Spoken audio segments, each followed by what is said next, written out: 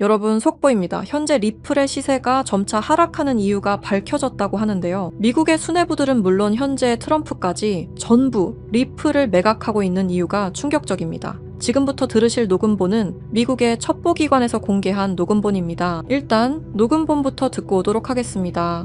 Bricks used me to use Ripple's core technology. If I tell you this, I'll definitely die. I finished developing it and verified that it is actually being used. I want to live. 이 녹음본은 미 정부에 실제로 공개된 내용이며 리플의 하락과 큰 연관이 있어 보이는데요. 이 내용이 발표되자마자 리플의 하락이 심각하게 일어나고 있습니다. 미국 수뇌부들은 진작에 리플을 매각했으며 미국 정부 또한 일부 매각했다는 소식 또한 들려오고 있습니다. 트럼프의 지갑은 다를까요? 트럼프 또한 리플을 전부 매각하여 이미 리플에 대한 꼬리 자르기가 진행되고 있었습니다. 대체 무슨 일이 벌어지고 있는 걸까요? 오늘은 이 사건에 대해 자세히 파헤치는 시간을 가져보도록 하겠습니다. 구독과 좋아요는 영상을 제작하는데 큰 힘이 됩니다.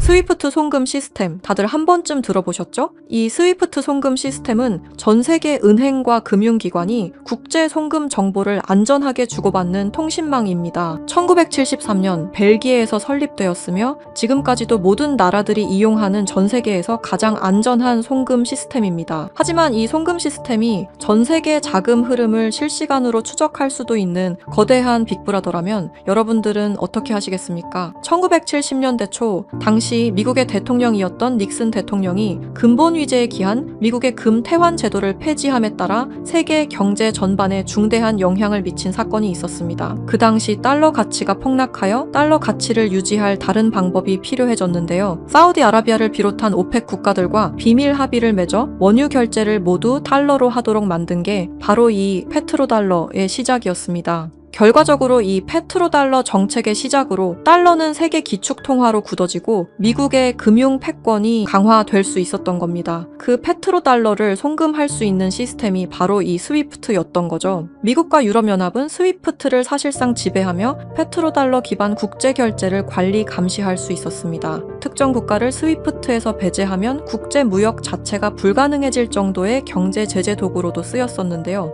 북한, 이란, 아프가니스탄, 미얀마, 소말리아 등등 보시면 아시겠지만 독재 정치와 질적인 경제력은 부족한 나라들인 걸 확인하실 수가 있을 겁니다. 그만큼 스위프트 시스템을 거부한 대가는 참혹했습니다. 경제 붕괴, 정치적 혼란, 치안 문제 등등 국가적으로 수출과 수입이 이루어지지 않으니 국가들은 고립되고 결국엔 쇠퇴하는 일이 발생한 겁니다. 이 스위프트라는 시스템은 그렇게 전 세계적으로 발을 넓혀 나갔고 결국 모든 나라의 결제 시스템을 장악했습니다. 그렇게 전 세계 자금 흐름을 실시간으로 추적이 가능한 거대한 빅브라더가 될 수 있었던 겁니다.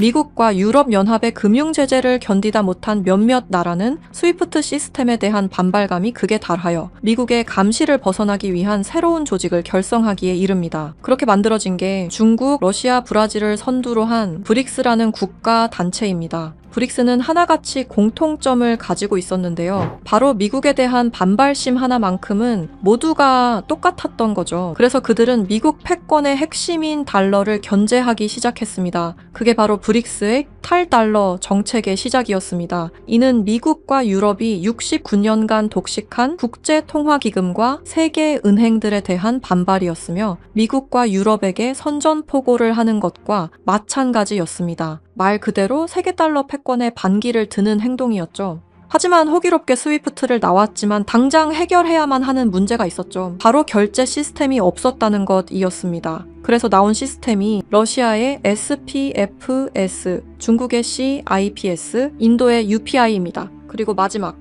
브릭스의 공동결제 플랫폼인데요. 다른 시스템을 확인해보면 다들 자국에 대한 이득을 챙기기 위해 만든 것처럼 보이는데요. 하지만 공동결제 플랫폼만큼은 모두에게 공평한 플랫폼으로 보이고 있습니다. 하지만 이 공동결제 플랫폼은 아직 미완성에 그치고 있습니다. 왜 아직까지 완성이 되지 않은 걸까요? 이 시스템이 활성화가 돼야 그들에게 더욱 큰 이득이 있을 텐데 말이죠. 사실 이 공동결제 시스템은 지금 브릭스에서 사용 중인 것으로 확인이 되고 있습니다. 왜 그들은 공동결제 시스템을 감추고 있는 걸까요? 지금 보고 계신 문서는 최근 2025 브릭스 정상회담 내용 중 하나입니다. 8월 9일 러시아는 아랍에 80억 5천만 루블을 지급하라고 명시되어 있었습니다. 이 금액은 한화로 약 1조 4천억 원에 해당하는 금액입니다. 하지만 러시아의 결제 시스템인 SPFS, 중국의 CIPS, 인도의 UPI, 어디에도 이와 같은 금액을 거래한 내역은 없었습니다. 그렇다면 이 돈의 행방은 대체 어떻게 된 것일까요? 리플의 스테이블 코인 첫 발행 당시 브릭스의 공동 결제 플랫폼으로 리플이 거론되면서 수많은 추측이 오갔었는데요. 결론부터 말씀드리자면 브릭스는 리플을 사용할 수 없습니다. 왜냐하면 리플은 미국이 만들어낸 송금 시스템이기 때문입니다. 이 리플을 사용하는 것은 말 그대로 미국의 손을 다시 한번 잡는 것과 마찬가지인데요. 그래서 나온 게 리플의 기술력을 가져가자는 거였습니다. 최근 미국의 한 정보기관에서 충격적인 발표를 하나 했습니다. 브릭스의 내부 고발자의 음성과 브릭스가 실제로 사용하고 있는 코인을 밝힌 것인데요. 당시 내부 고발자의 음성을 다시 한번 들어보시죠. BRICS used me to use Ripple's core technology. If I tell you this, I'll definitely die. I finished developing it and verified that it is actually being used. I want to live.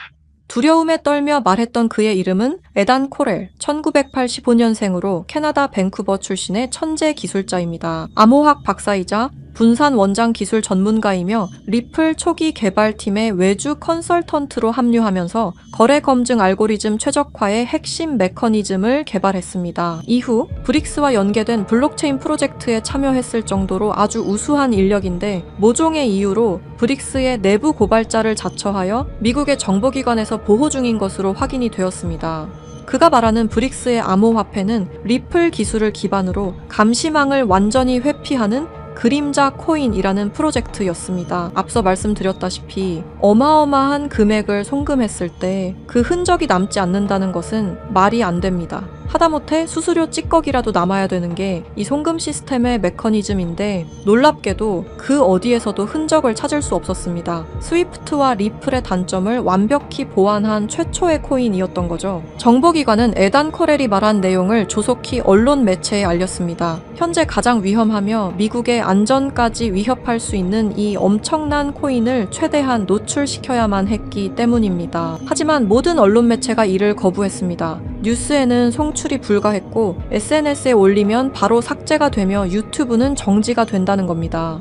현재 이 내용은 미국의 정보기관 홈페이지 깊숙한 곳에 저장이 되어 있었고 미국의 수뇌부들만 이 코인에 대해 알고 있는 것으로 확인이 되고 있습니다. 왜 이걸 미국 수뇌부들만 알고 공식적인 발표는 하지 않는 걸까요? 말씀드렸다시피 이 코인은 미국의 핵심 권력인 스위프트 시스템을 위협할 만한 코인입니다. 스위프트 시스템은 미국의 핵심 경제이기 때문에 이 문제를 세상에 알리는 것만으로도 미국 경제에 막대한 피해가 가기 때문입니다. 하지만 언제까지고 숨길 수만은 없을 겁니다. 언젠간 밝혀질 이야기이고 제가 이 이야기를 여러분에게 하는 이유는 남들보다 먼저 대비하자는 겁니다.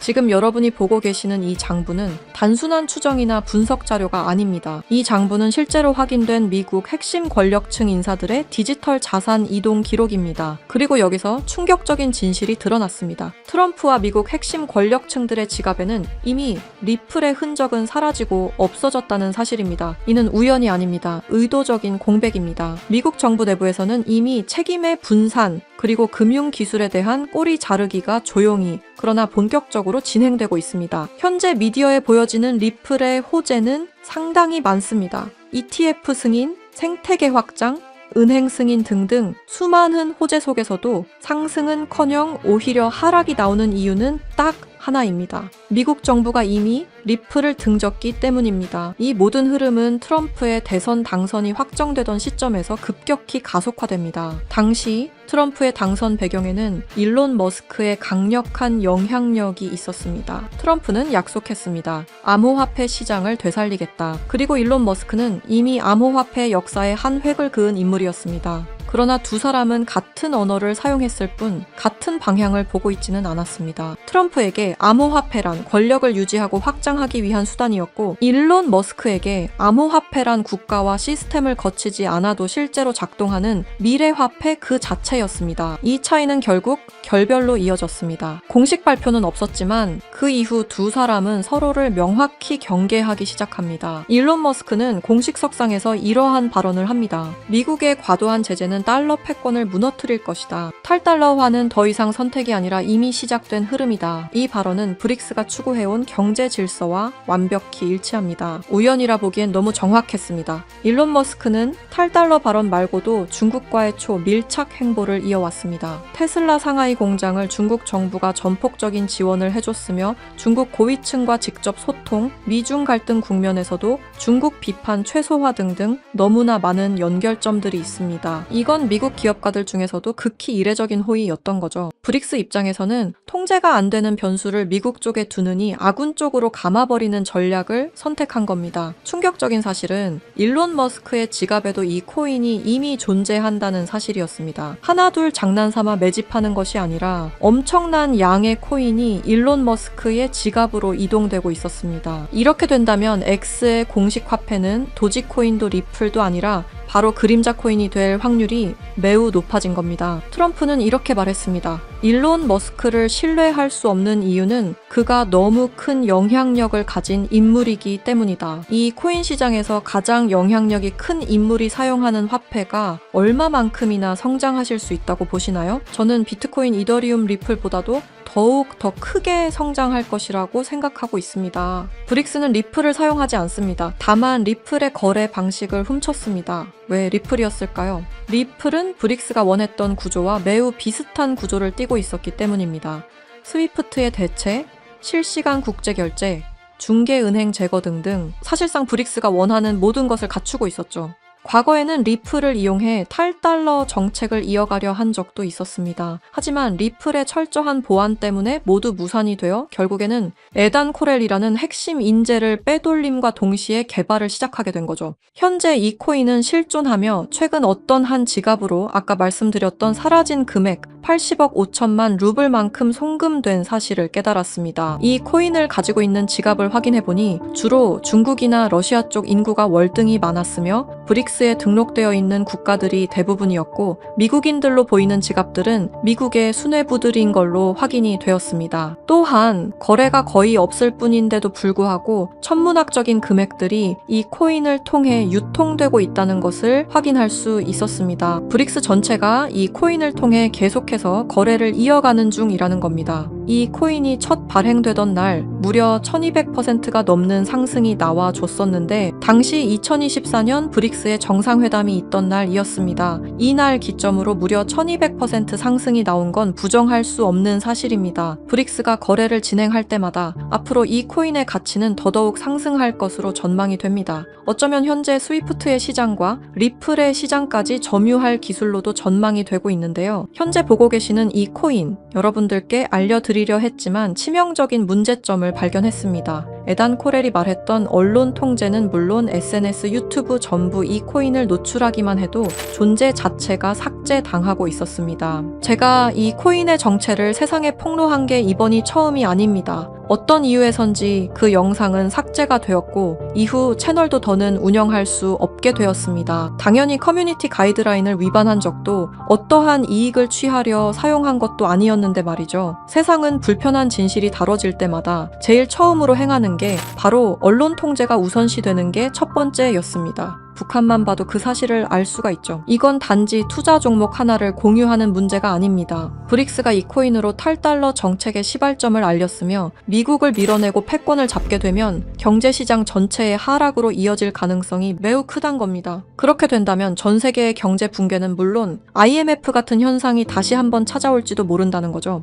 IMF 때 얼마나 힘들었는지 기억나시나요? 국가 부도의 날이라고 말하는 만큼 다시는 그 일이 일어나게 둬서는 안 된다는 겁니다. 지금 이 영상을 보고 계신 여러분께 분명히 말씀드립니다. 저는 리플이 망하니 전부 팔아라고 말하는 사람이 아닙니다. 다만 세상이 다시 무너질 때를 이미 확정된 미래로 받아들여야 할 시점이라는 겁니다. 과거 IMF 사태는 이미 역사 속 이야기입니다. 그때는 예고라도 있었습니다.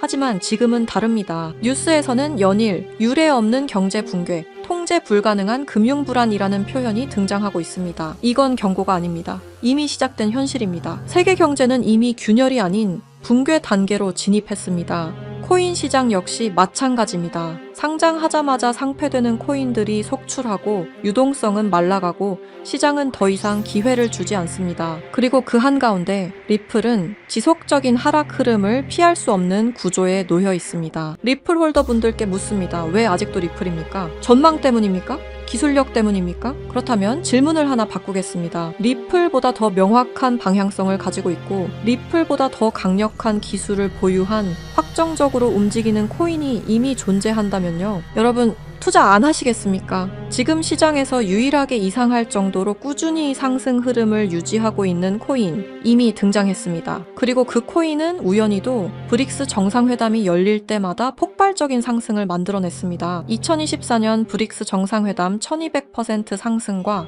2025년 브릭스 정상회담에선 1100% 상승이 나왔습니다. 이건 단순한 패턴이 아닙니다. 의도된 움직임, 계획된 상승입니다. 그리고 2026년 다음 브릭스 정상회담이 열리는 그날 이 코인은 상승 예상이 아니라 확정된 이벤트로 작동할 가능성이 매우 높습니다. 그래서 더 늦기 전에 말씀드립니다. 미래를 대비할 코인을 알고 싶으신 분들은 아래 설명란과 댓글창에 있는 링크를 지금 확인해주세요. 링크를 통해 간단한 설문을 작성해주시면 참여해주신 순서에 따라 코인 정보를 차례대로 알려드리겠습니다. 이미 미국 정부는 이 코인을 고위험 자산으로 공식 분류했습니다. 이유는 단 하나입니다. 상승 속도와 파괴력이 통제를 벗어났기 때문입니다. 미국은 자국의 경제 붕괴를 막아야 합니다. 그래서 이 코인은 조금만 미디어에 노출되어도 영상이 삭제되고 콘텐츠가 사라지고 정보가 차단됩니다. 솔직히 말씀드리면은 이 영상 역시 언제 삭제될지 모릅니다. 검열이 시작됐다는 건 이미 늦었다는 뜻입니다. 지금 필요한 건 분석이 아닙니다. 속도입니다.